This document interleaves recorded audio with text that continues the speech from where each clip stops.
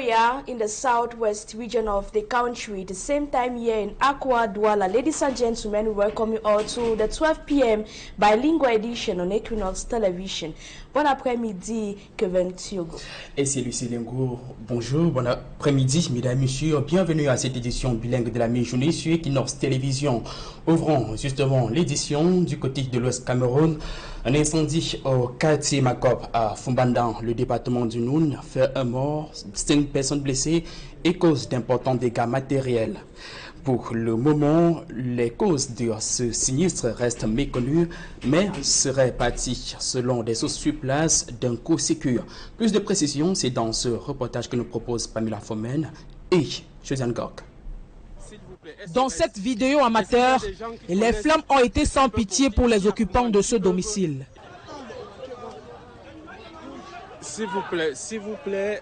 Au lieu du macaque à Fumban, un mort et 5 blessés graves, c'est le bilan de cet incendie déclaré aux environs de 22 heures. Tout a été consumé malgré les efforts consentis par les populations riveraines. Les blessés ont été conduits à l'hôpital régional annexe de Fumban pour une meilleure prise en charge. Dans la nuit du 4 au 5, à l'hôpital régional de Fumban.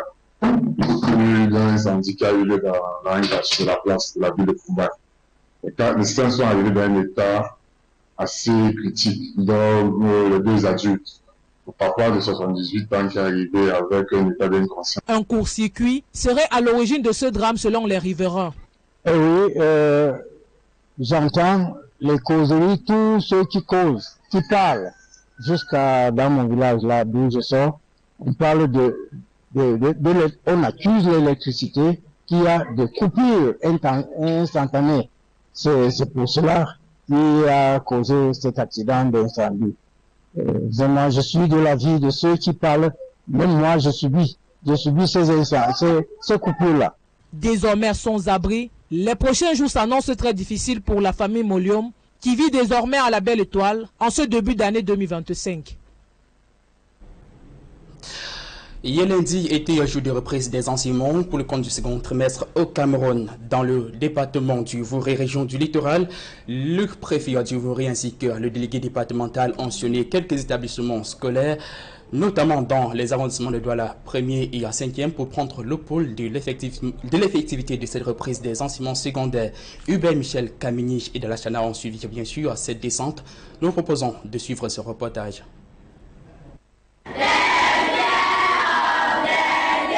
C'est déjà la reprise des classes après 2 semaines de congés festifs. On a bien commencé l'école, les professeurs sont là, tout se passe comme prévu. J'ai eu mon entrée, malgré que j'ai des difficultés dans certaines matières, mais il m'en sort quand même. Les établissements scolaires primaires et secondaires du département du Vouri ont rouvert leurs portes pour le 2e trimestre, une période de cours qui sera ponctuée par plusieurs semaines de réflexion abordant des thèmes sur la philosophie, la langue maternelle ou encore le bilinguisme. Les apprenants sont ainsi appelés à redoubler d'efforts. Travailler et travailler parce que le trimestre apparemment est long, mais en principe très court parce que truffé de beaucoup de fêtes et de journées. Donc il faudrait une organisation toute particulière du staff administratif et même des enseignants pour le suivi et l'encadrement des élèves afin que les enseignements se passent dans les bonnes conditions. Ce lundi matin, les autorités ont effectué une tournée dans les écoles pour s'assurer de la bonne reprise des cours.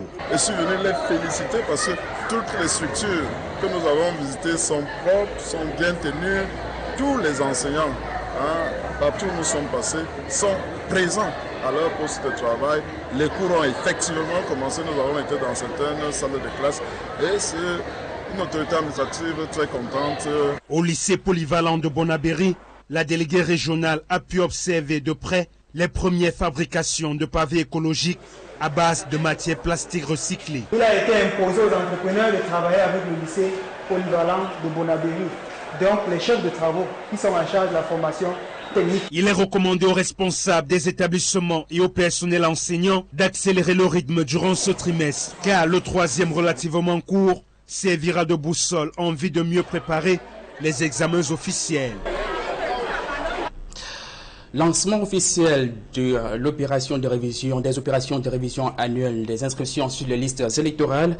Le directeur général des élections du Cameroun a procédé justement au lancement de la dernière vague des inscriptions hier du côté de Bankomo, c'est dans la région du centre, annonçant un objectif de 8 millions d'inscrits pour cette vague, justement, avant la présidentielle 2025. C'est un reportage que signe Gizogo et je l'ai singé. C'est sur un air de fête que la reprise des inscriptions sur les listes électorales sous la houlette de l'ECAM s'est faite en Bankomo. Dans le stand aménagé pour la circonstance, les premiers inscrits sont au rendez-vous et font même la pause avec le directeur général des élections à l'ECAM. Ces néo-inscrits se montrent satisfaits avec à la clé leur motivation. Ça m'intéresse beaucoup. J'ai aimé ça et je suis venue inscrire aussi. Je vais être camerounaise comme les autres. Vraiment, ce n'est pas facile quand même. Mais je remercie aux gens qui font le travail là. Ils aident le Cameroun beaucoup. Je me suis fait inscrire pour être citoyen camerounais et j'aimerais voter comme tout le reste. Je veux l'évolution de notre pays, l'évolution des jeunes. Tous les mouvements qu'on voit, tout le monde est inscrit. S'il n'y a pas peut-être un inclus, on se connaît nous tous, on va manquer ne pas voter. Le cadre qui est là, bon, ça nous va pour le moment. De son côté, l'ECAM se félicite du nombre d'inscrits actuels. Nous sommes à 7 845 622. Donc, comme nous sommes pratiquement au bord de 8 millions, on va les déborder très rapidement. Si l'on y affirme devoir atteindre le cap des 8 millions d'inscrits, aucune garantie n'est apportée qu'on pourrait aller au-delà. Si vous êtes à 7 845 622, ça veut dire qu'en fait, il ne nous reste pas beaucoup pour franchir le cap. Et nous allons franchir le cap aisément même d'ici le mois de mars. Et pour ne pas dire jusqu'au moment où on va convoquer le corps électoral, qui est le deadline. Ce qui importe aux yeux de l'ECAM, ce sont des inscrits qui se rendront effectivement aux urnes. Nous ne voulons pas faire de la trappe autour. On veut inscrire les personnes qui vont venir voter le moment venu, pour que nous n'ayons pas des abstentions. C'est pour cela que l'ECAM encourage les personnes qui veulent, j'espère, être enregistrées, veulent être dans la liste électorale de venir s'inscrire. Avec la reprise des inscriptions sur les listes électorales, le 2 janvier, ce processus va courir jusqu'à la convocation du corps électoral pour l'élection présidentielle. Allons à présent à Gaoundéré où l'évêque dénonce la dégradation des conditions de vie des Camerounais et c'est que l'enrichissement illicite des élites, bien sûr, les accusant d'être à l'origine de la décadence de la vie, ou du moins de la société camerounaise.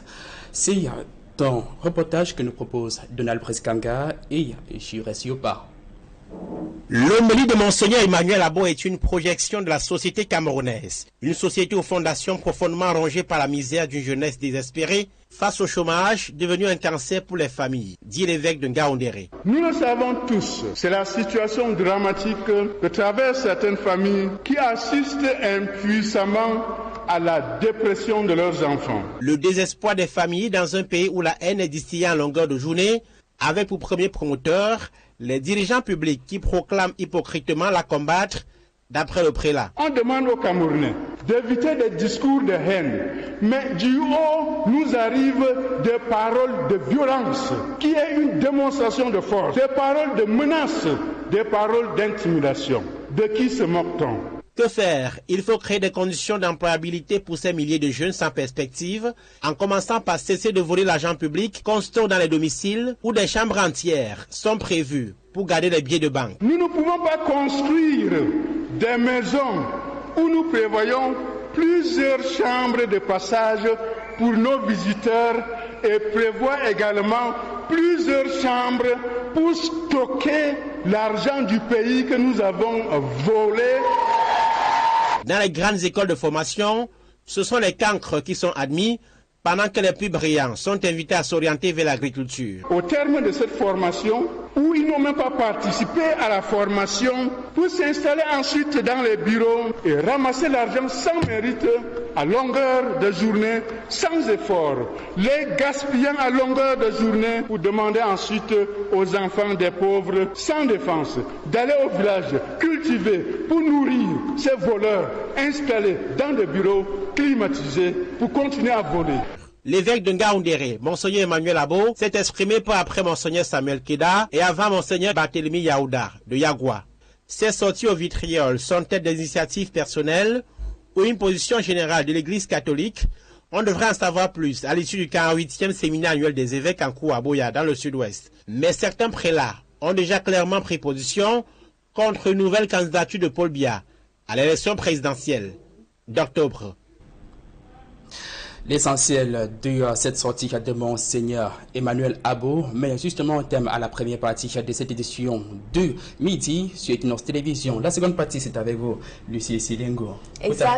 Exactly, Kevin Siogo. Good afternoon, and good afternoon to all our viewers out there. Thanks for staying with us till the second segment of news in English language. We begin in education. The second term of the year, the academic year 2024-2025, began yesterday. Given that the term is considered as the decisive and shortest term, students have been encouraged to focus on their studies in order to secure a pass grade at the end of the year. This advice is from the regional delegate for secondary education Littoral region during her tour to schools here in the Littoral region. Details with Cedric Chakutiu. The second term is often considered as the most difficult time for students and pupils. With Christmas holidays just over, they must prepare for the challenges of this term. Oui, les cours sont bien passés, les professeurs ont continué le programme qu'ils avaient déjà commencé depuis et on comprend bien. Students who have accumulated gaps during the first term must catch up so as to meet up with their classmates. Malgré que j'ai des difficultés dans certaines matières, mais m'en sors quand même. The regional delegate of secondary education made it all so as to verify. The reopening is effective this morning. We have been in some schools and we noticed that teachers are there, students are there. They had enough time during the break to restore themselves and come back with more energy. And we have been looking also to make sure that classes are following the digitalization. So we invite the students to follow up. We invite the teachers to follow up so that they should not be late because this term has much interruption. So we should be aware and focused to what we have to do. The second term is very important for students because it gives them the opportunity to prepare for their place in the next class and to improve the level they missed in the first term. To something else, bishops in Cameroon continue to press for change. Recently, the Bishop of Ngaoundéré in the Adamawa region of the country highlighted the struggles of Cameroonians, especially youth who have seen their dreams being watered away. He was speaking in his homily on December 27. Details with Mala Glory. The Archbishop of Ngaoundéré in the Adamawa region, His Grace Emmanuel Abu, decried the suffering of most Cameroonians. He translated the message of Pope Francis for this year 2025 to Christians, where he is worried on the living conditions of Cameroonians.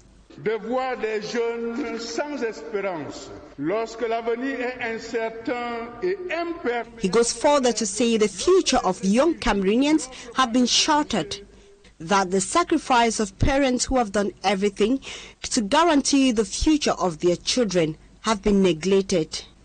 The bishop denounced bad governance in the country. He says the youths who are the supposed leaders of tomorrow have been deprived of that right. Des enfants pour qui les familles ont tout fait, pour qui les familles ont tout donné, pour qui les familles ont... He says agriculture should be a decision freely taken by one and not to be forced in it. L'agriculture et l'élevage doivent être un choix libre et même une vocation et non une obligation. His Grace Emmanuel Abu says, while other youths are forced to be farmers, some youths have been privileged to go to big schools where some of them do not partake in the training, are immediately recruited. He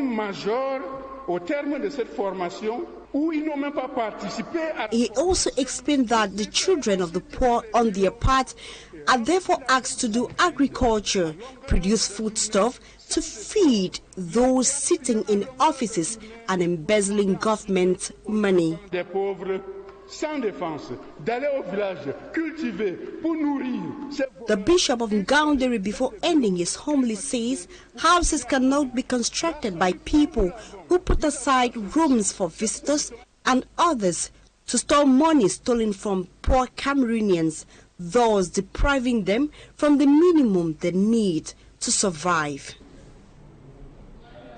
And some Cameroonians, including government officials, have been reacting differently to the outing of bishops calling on the head of state to step down. Ministers like Grégoire Ouona, Jtb 12H have voiced their opinions. Let's have the details with Innocent Azi.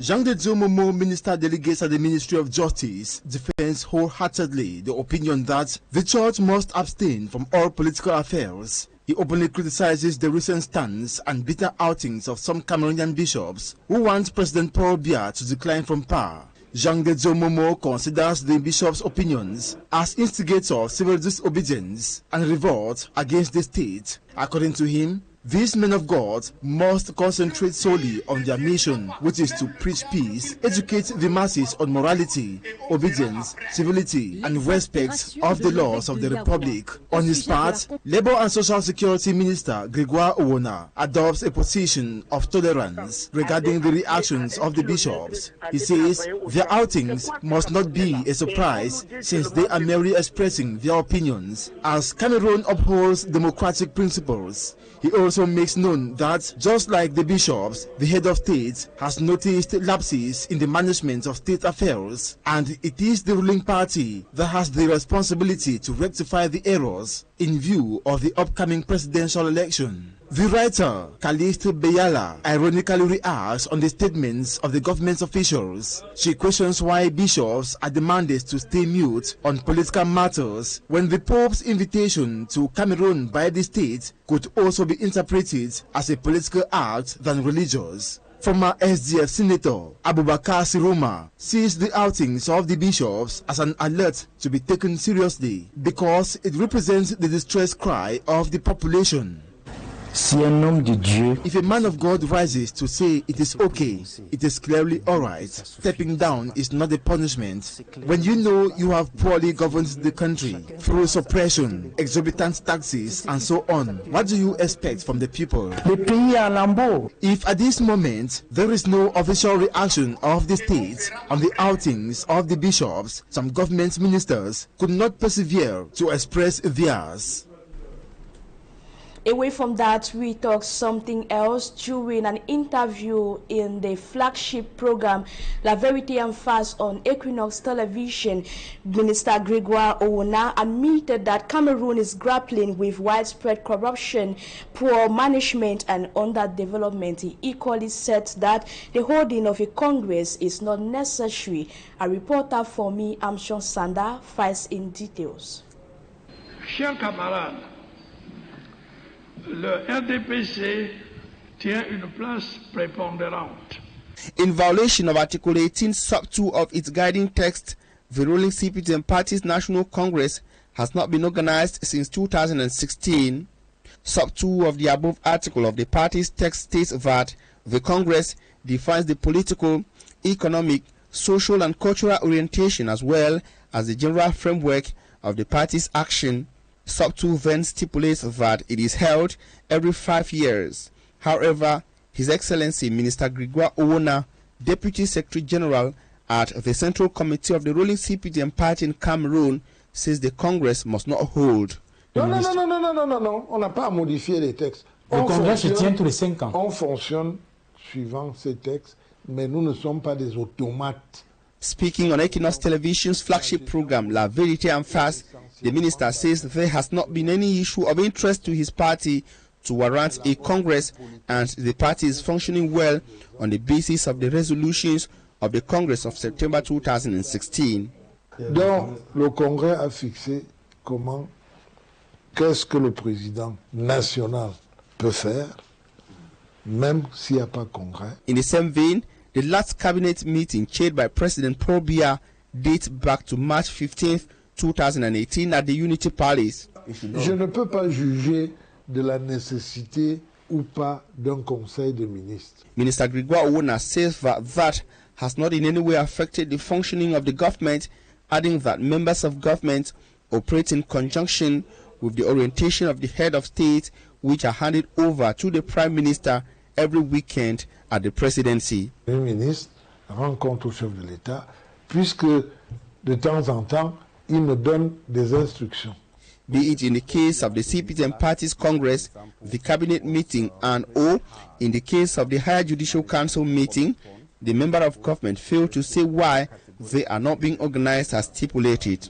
Like the President of the Republic, the minister accepts that corruption, mismanagement, and underdevelopment remain rampant in Cameroon, but refuses to accept that the problems are the direct fallouts of the policies of the government to which he is member. Les Camerounais constatent que le Cameroun est debout.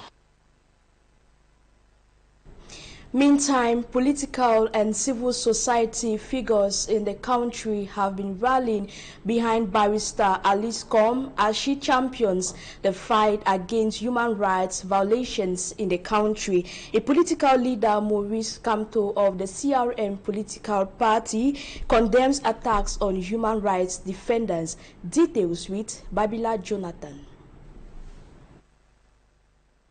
The president of the Cameroon Renaissance Movement CRM political party, Professor Maurice Kamto, lambasted government over what he calls judicial and political harassment inflicted on barrister Alice Combs. To him, the charges brought against the human rights defender are far-fetched. Political leader Celestin Bidzigi also qualifies the summons of barrister Alice Combs to the Secretariat of State for Defense as judicial harassment. She was summoned following investigations opened by the Douala Military Court. Barrister Alice Combs was summoned to the State Defense Secretariat on January 14, 2025 for allegedly undermining state security and financing terrorism.